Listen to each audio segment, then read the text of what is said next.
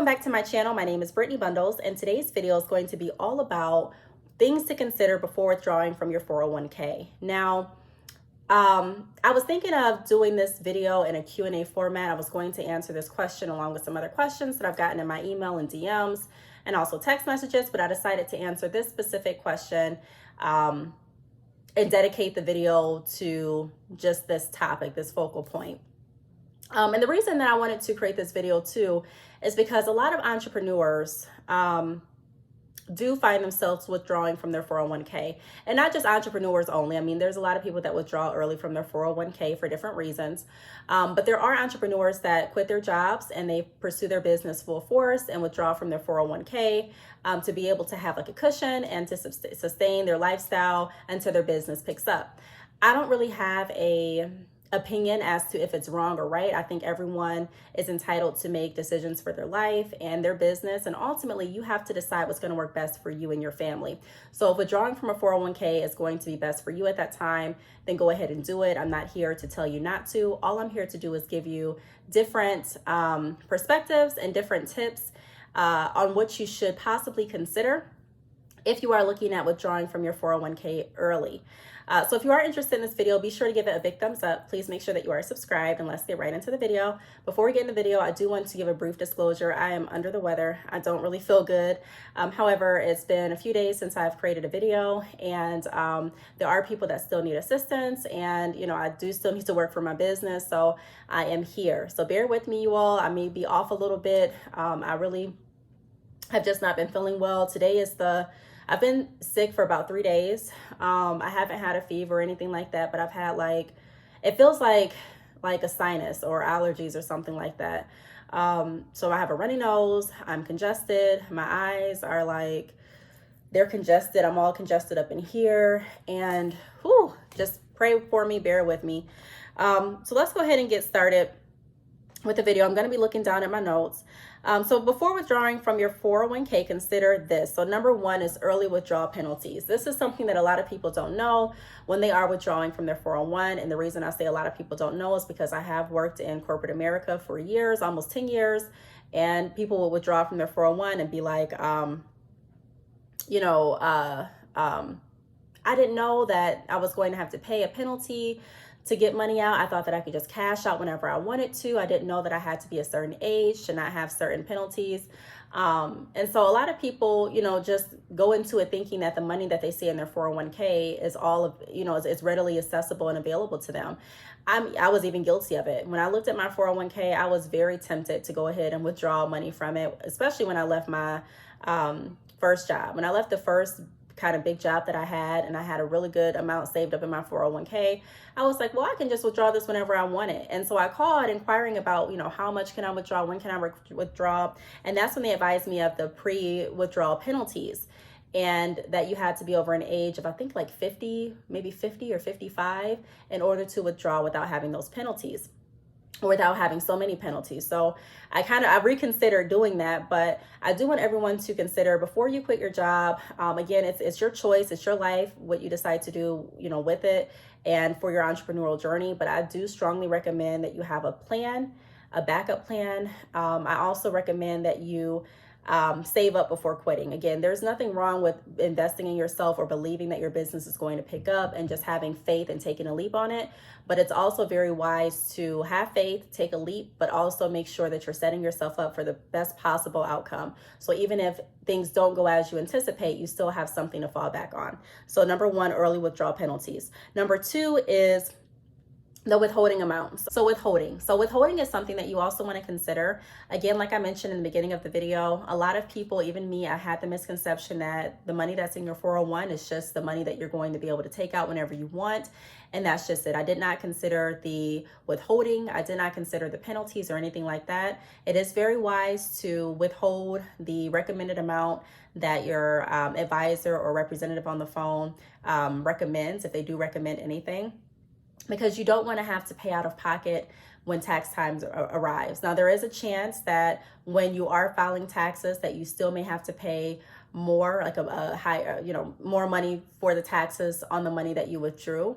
But if you do withhold some of that money, it lowers the amount that you'd have to pay at tax time. And sometimes you don't have to pay anything if the advisor or the representative that you were speaking to gives you a like a really close guesstimate, a really close estimate, and it matches. So also consider withholding. That is something else that would be deducted from the amount that you're looking to withdraw.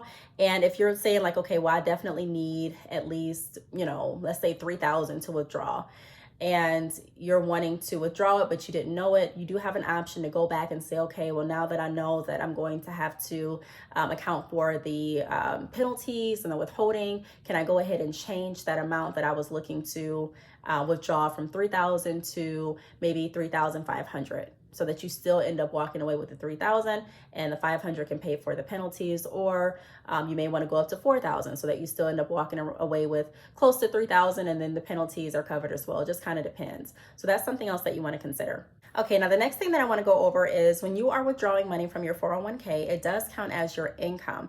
So when you go to file taxes at the end of the year, your taxes are based on a lot of different factors. And one of the factors is your income. So how much money you're actually making. Depending on how much money you're actually making, it can put you in a different tax bracket. So let's say that, you have withdrawn multiple times from your 401k, and all of the times that you've withdrawn that year totals around 20,000. Let's say that just as an example.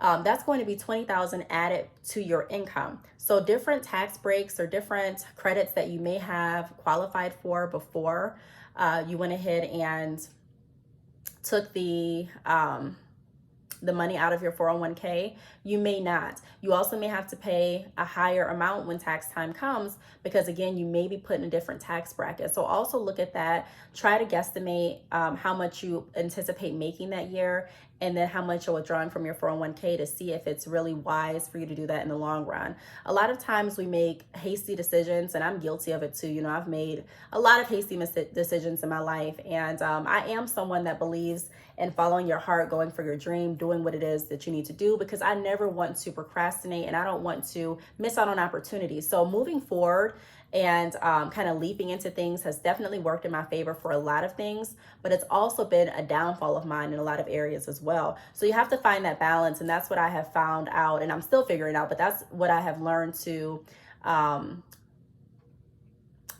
take heed to more, if that makes sense. Like I've learned to weigh the positives and the negatives a little bit better than my past, and that's only anticipated, because the older we get, the wiser we should become. So I'm just saying, make sure, if you can, look at, if you have a 9-to-5, look at how much you typically make your gross income throughout that year, and then look at how much, if you have a business on the side or a business that you are, like say you're going to start, how much you anticipate making from that business, add that together, and also add the amount that you're going to be taking from your 401k account, and see if it makes sense. The last thing that I want to go over is considering holding your 401k for emergencies. It kind of goes back to what I just mentioned about looking at the long term, not just making hasty decisions, because it can be tempting if you do see money sitting in your account and you're wanting to start a business and you're like, look, I'm just going to take 20,000 out and get my business started right now. Although you have the option to do that, you do want to, like I mentioned, weigh it on a scale and consider the long-term effect. You may need money in that account for retirement, or you may need money in that account for an emergency purpose. There have been people that I've worked with that did not have businesses, that got sick or something happened in their family and they needed to take out that money. And so they were happy that they had that money available. So I'm just saying, a lot of times we get excited and we just move forward. And I'm not saying don't move forward, because I'm an advocate again of moving forward. I'm just saying look at all of the factors, and just remember that it is important to have an emergency fund. Besides my savings, besides my rainy day fund, besides different accounts that I have, I do want to make sure that I am preparing myself to have something to fall back on as best as I can. I am a mom, and I do have to make sure that I am thinking not only for myself, but for my children. So having that 401k as a cushion is something that is definitely worth saving and keeping. Sometimes if you transfer jobs, you can even, you know, transfer that 401k over.